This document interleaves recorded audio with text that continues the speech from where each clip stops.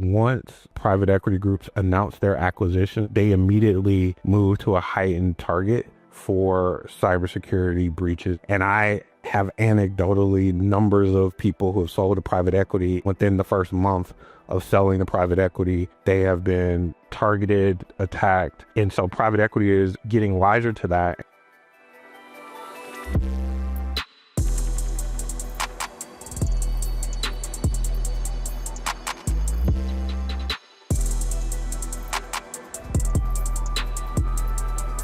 Search Party is sponsored by Boulay, Kilpatrick Townsend and Stockton, and Oberly Risk Strategies. The lead sponsor is NCL Partners.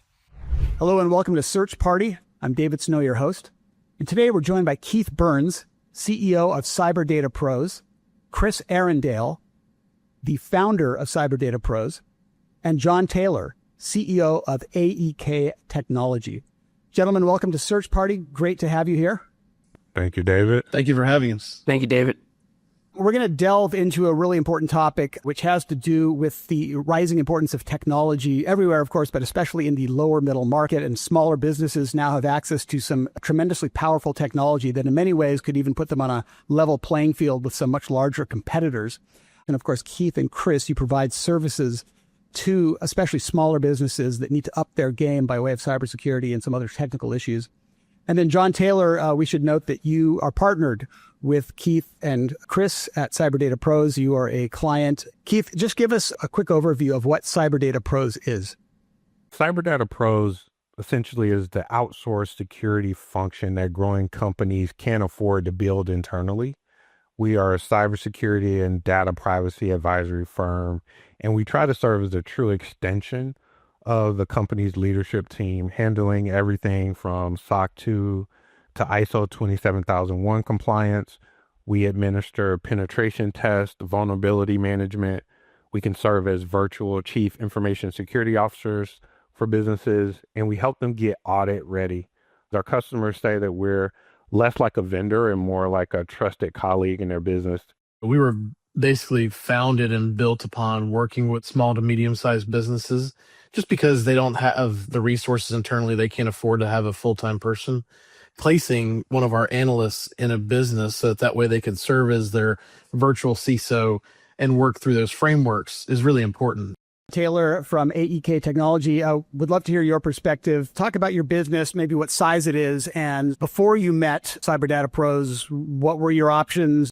AEK Technology is a stocking distributor based just outside Los Angeles, California. So we are every day stocking and distributing aerospace parts. A large customer segment are defense contractors in the government itself. And so as CMMC was coming down the pike and becoming more important, I was just complaining to Keith about all these new requirements. And we're today 12 people. We don't have an internal IT administrator. So that's my part-time job. This is something that if I want to continue to grow my business with the government, I need to get out ahead of. And so I've been working with their team for the past 3 months. I'm on track to achieve level 1 and then move towards level 2 assessments. The conversation that we really like to have with clients is that cybersecurity and compliance isn't just a check the box, but it's really a growth enabler. And Jonathan is talking about it. He wants to bid for larger contracts with these really embedded security contractors to the government. And they're requiring this sort of as table stakes. This is actually opening doors for clients to go out and win enterprise and larger businesses and have them know that the company is compliant, isn't going to expose that large enterprise client to additional risk. Technology has really changed the game for a lot of smaller businesses. They have more capabilities, but probably more is expected of them. Keith, is there sort of a rising problem in the lower middle market, or maybe you could call it a rising opportunity of they are expected to compete at a higher level, and yet their cyber systems and various certifications are not there? Even from my own experience, now this is my second business that I've acquired as a platform, and I've acquired dozens, is that people don't recognize how much of their value is left exposed by not having the right security posture in place. And it's basically like if you just opened your wallet or your piggy bank and you just sort of left it out there. That's what a lot of companies are doing because they don't know what their true exposure is. They don't know the easiest places that people are getting into their information. A lot of times, the breaches aren't coming from the technology. Like people aren't just sitting at a computer, hacking into the most difficult software in the world. They're accessing people.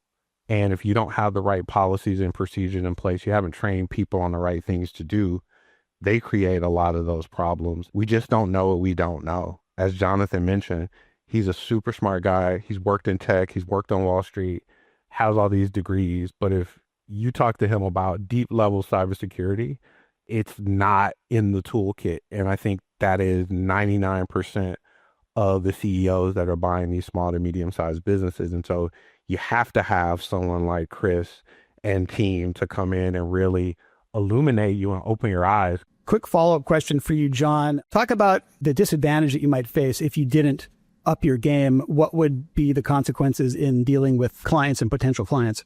At the highest level, you just will lose revenue opportunities.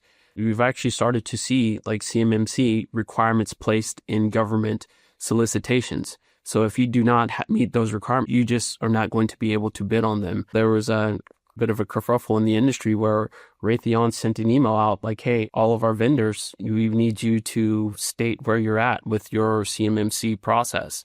And so this is just going to flow down to all of the lower middle market, smaller companies.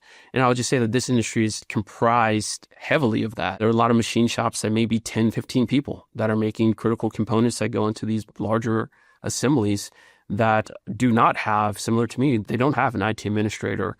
They don't have the bandwidth. And in many cases, you don't have the skill set.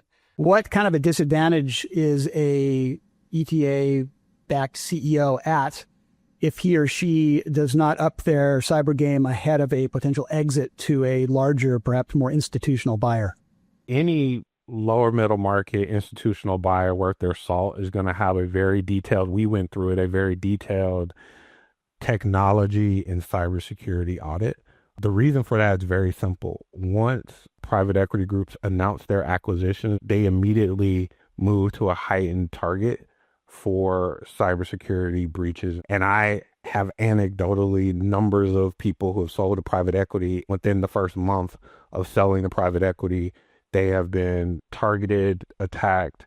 And so private equity is getting wiser to that. And so they're doing very deep dive audits on all of these things. And to the extent you found to be deficient, one, they're going to basically charge you or lower your EBITDA because they're going to say there are certain remediation costs. And they may even sort of lower the multiple of the business overall. And conversely, if you have a well-documented audit plan, you are CMMC certified, you are SOC 2 or ISO certified, I think that gives you a leg up when you're arguing for your valuation on the other side. We have a client, they announced press release and everything that they had raised $500 million. And the next day they got hit with ransomware, right? They were basically being attacked because, hey, now you've raised all this money, you've got money to pay us via ransomware or something like that. And so we've helped clients work through that. We offer due diligence. So we actually go in and we take a look at, some of the things such as their technology. Do they have any existing cybersecurity frameworks implemented, audits, risk registers, business impact analysis, anything that's related to cybersecurity?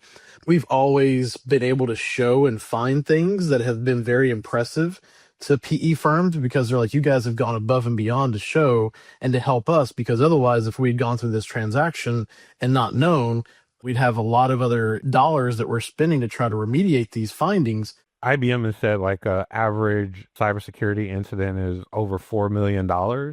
And even if you have a lower amount cybersecurity incident where you're paying ransomware 50, 75, 100 grand, most people now have to have cyber insurance.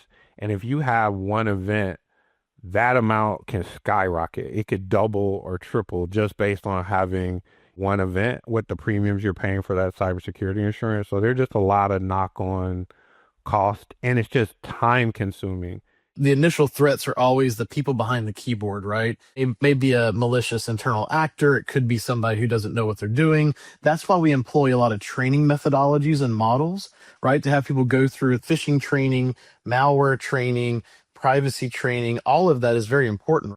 David, when you start having many of these certifications, you yourself just become a better business because you have better business practices.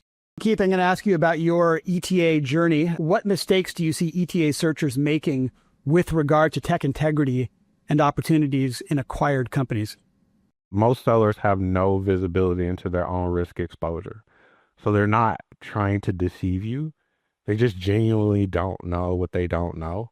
And so any type of technology or security posture in a call it $50 million business is just made up. Like, they're just relying on their MSP. They're relying on antivirus. It's improvised and it's reactionary. If you're thinking as a standard ETA entrepreneur, you're a couple years in, the majority of your net worth is in this company.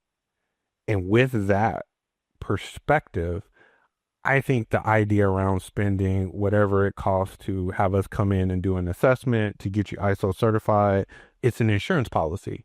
It is an insurance policy that has a huge value for you. And it just makes you sleep easier at night. I'll tell you, I am not a technology expert and I get afraid every day. The last 4.5 months have made me so afraid for what's coming because with AI, I can target 5,000 businesses in 10 seconds, right? Like, that's the magnitude of the threat that we're facing. I can target 100 small businesses quicker than I can that one enterprise that's going to take me a lot longer, right? So it's still very important for those small and mid-sized businesses to have the protection. As soon as Jonathan gets certified, the first thing he's going to do, or I hope, and we'll help you do this, Jonathan, if you need help, but I want to make sure that certification goes on his website, right? I want to make sure that people are marketing that, they're using it as an advantage, because if you're certified, boom, let's go to the next stage, contract signed. That's what we're here for. We're not just speaking technology. We're not just speaking compliance or privacy, right? We're working with legal teams, compliance teams, IT teams. That way everybody's on the same page to make sure the overall business is successful. Excellent. Well, this is a very important topic. So huge thank you to Keith Burns, CEO of CyberData Pros, Chris Arrendale, the founder of CyberData Pros, and John Taylor, CEO of AEK Technology. Gentlemen, thanks so much, and I hope to have you back on Search Party in the near future.